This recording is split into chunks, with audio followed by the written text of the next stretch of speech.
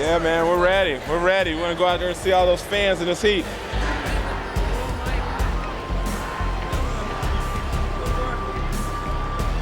We're lucky we got here at 7 o'clock in the morning, and we're lucky we're to have the seats we have right now. Just as long as the players pass through here, we'll be fine. Getting a glimpse at Charles Barkley, since I couldn't get into the games, this will be like really close up to all the players. We expected quite a lot of people, and it's really nice that the crowd is really well behaved, and we'll see what happens during the parade. When we went outside, we were shocked. We came outside and we were getting reports from the other security people and the police that the crowd is getting huge, so be prepared.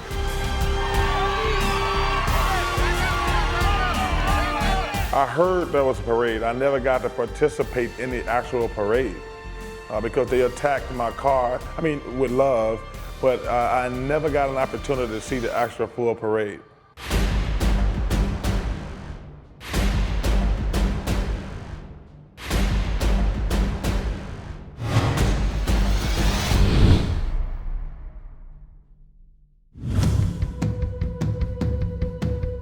We knew it would be a big crowd, but we didn't know exactly how many people would show up. We were, guessing at that. When planning the parade, there was a big mystery. We didn't win the finals, but everyone was backing them. The airports, you'd have so many fans waiting at the airport when they'd come back, from Chicago during the finals. It was unreal.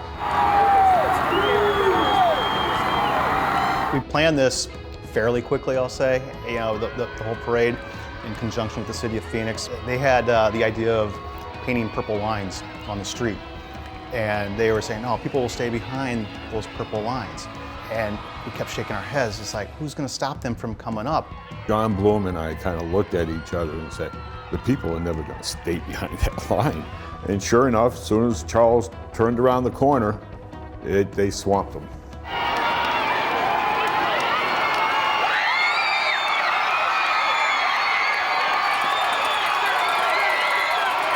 We wanted to put barricades up along the parade route, and the city really didn't like that because, I guess it didn't look good.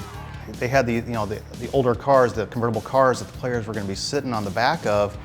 Nothing would be able to stop these people from approaching the cars, and as these people started filling in, that street got narrower and narrower. They couldn't stay on the sidewalk anymore. Anytime you're around big crowds and you have no control and people got access to you, it's always a little bit scary. But it was kind of fun, but it was kind of crazy. I know they advertised there was over 300,000 people, and it looked every bit of it. Well, I don't know if the parade happened. I didn't make it more than a block. Once Charles actually hit Jefferson Street, he made it barely over a block, just past 2nd Street, before the vehicle couldn't even move any further. As the car turned around with Charles in it, it ran over a police officer's foot by accident. And one of the other officers kind of, was pounding on the vehicle to stop him.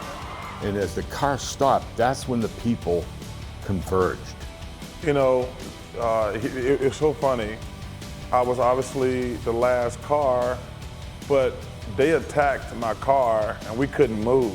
In his eyes you could see there's a lot of people here and I need to get out of here. They were just excited trying to get close, and the police were doing a terrific job, but they just couldn't control them. It's just too many people. It was a small car. It was completely surrounded by the mob that was out there on the sides and slowly moving in and encroaching on all the vehicles coming in. The decision was made to get him out of there and get him back inside. So we grabbed Charles, and as you can see, we ran him through the crowd as hard as we could. We took him to the northeast doors. There was a stairwell there. That was the closest entry into the building. We started plowing through the crowd. John Bloom was the first one to go through because he had to make a straight path to the door so we could unlock it to get in. I didn't play football growing up, but boy, I tell you, it was like just ramming through people trying to open up the hole. And I remember once we got to those northeast doors and getting inside there and closing the door, we all just kind of started laughing. It was two things, scary and fun. at the same time.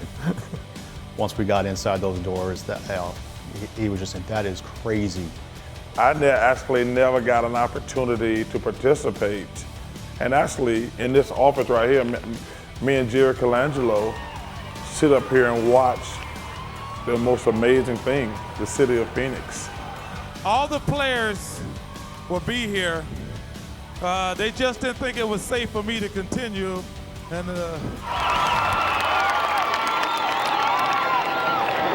I don't think anybody had any inclination that they says 300,000 people.